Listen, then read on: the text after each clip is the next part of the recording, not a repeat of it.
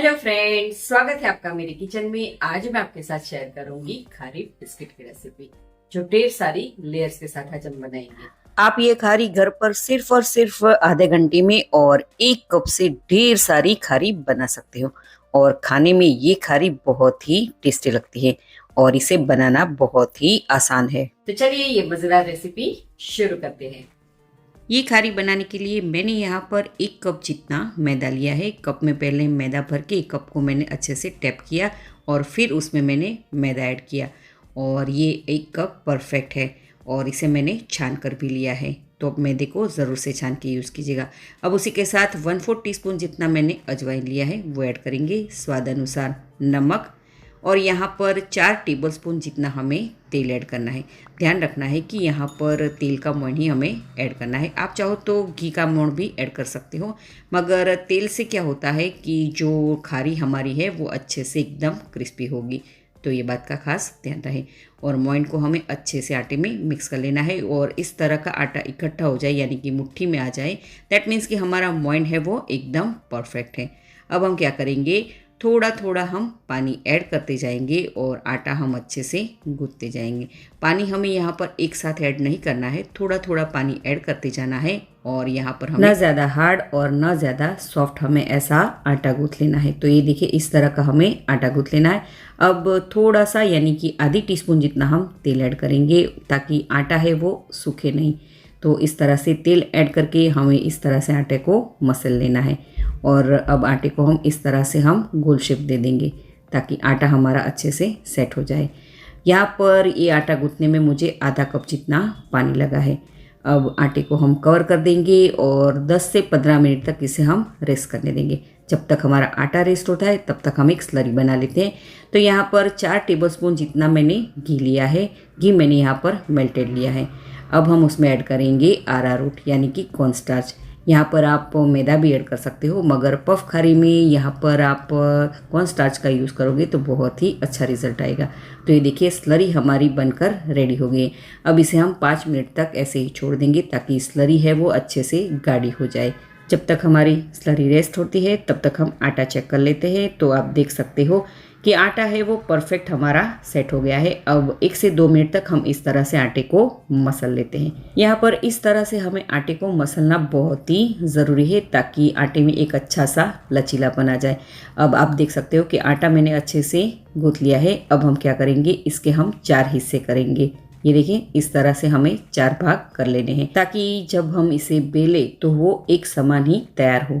तो आप देख सकते हो कि 4 हिस्से बराबर हो गए हैं। अब इसके हम लोए तैयार कर लेते हैं।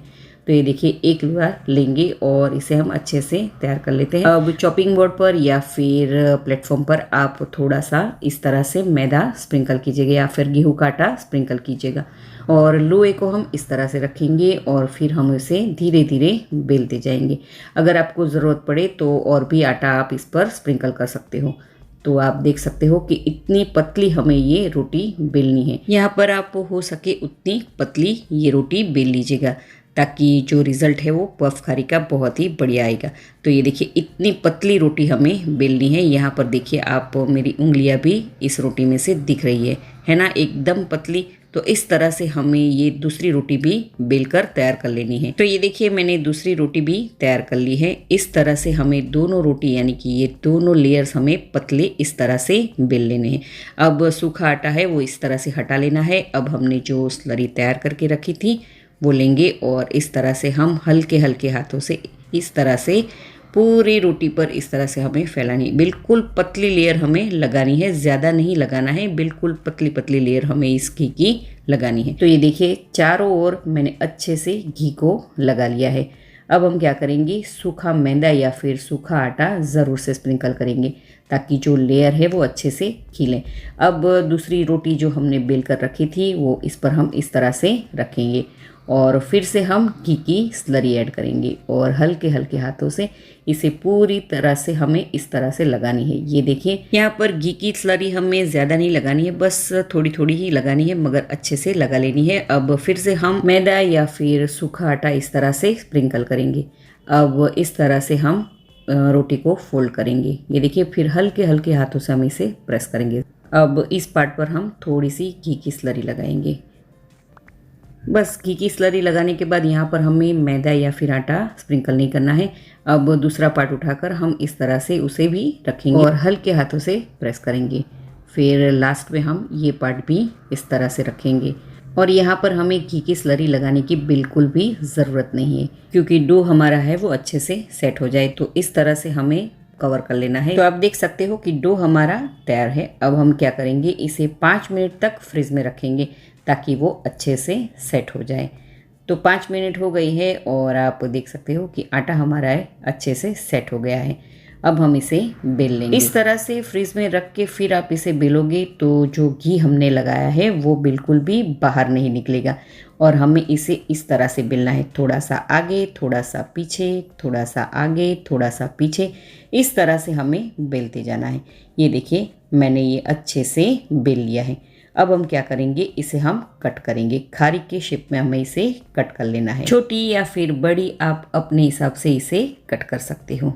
तो आप देख सकते हो कि मैंने खारी के शेप में इसे कट कर लिया है। और ये देखिए ढेर सारी लेयर्स बनी है ना। तो चलिए अब हम इसे फ्राई कर लेते हैं। तो मीडियम गैस की फ्लेम पर तेल को मैंने पहले से ही गर्म करने के लिए रख दिया था। तो तेल हमारा अच्छे से गर्म हो गया है, यानी कि हमें ज़्यादा तेल गर्म नहीं करना है, ना एकदम लो रखना है तेल की टेम्परेचर और ना ही हमें हाई पर रखना है। इस तरह का मीडियम टेम्परेचर हमें तेल का रखना है। और तेल में समय उतनी हमें खारी ऐड करनी है। जब खारी तेल में अच्छे से सेट हो जाए तब फॉक की मदद से हम इसे पलटाएंगे। अच्छा, यहाँ पर आप इसे फ्राई नहीं करना चाहते हो तो आप इसे ओवन में या फिर एयर फ्रायर में भी बेक कर सकते हो। तो ये देखिए खारी है वो हमारी अच्छे से गोल्डन ब्राउन होने लगी है। तो हल्का सा गोल्डन ब्राउन कलर आए तब तक खारी को हमें फ्राई कर लेना है। तो लगभग 3 से 4 मिनट में ही खारी का कलर है वो चेंज हो गया है, यानी कि गोल्डन ब्राउन हल्की सी हो गई है। अब इसे हम टिश्यू पेपर पर या फिर वायर रैक पर निकाल लेते हैं ताकि एक्स्ट्रा ऑयल है वो एब्जॉर्ब हो जाए। तो लीजिए हमारी खारी बनकर तैयार हो गई है। आप इसे एक बार बनाकर महीने तक स्टोर भी कर सकते हो। तो कितना आसान है ये खारी बनाना। तो आप इस रेसिपी को ज़रूर से ट्राई करना। तो आपको आज की ये आसान सी और सिंपल सी रेसिपी कैसी लगी मुझे कमेंट करके ज़रूर से बताइएगा। तो मैं मनीषा पटेल फिर मिलूँगी ऐसी ही आसान सी रेसिपी के साथ।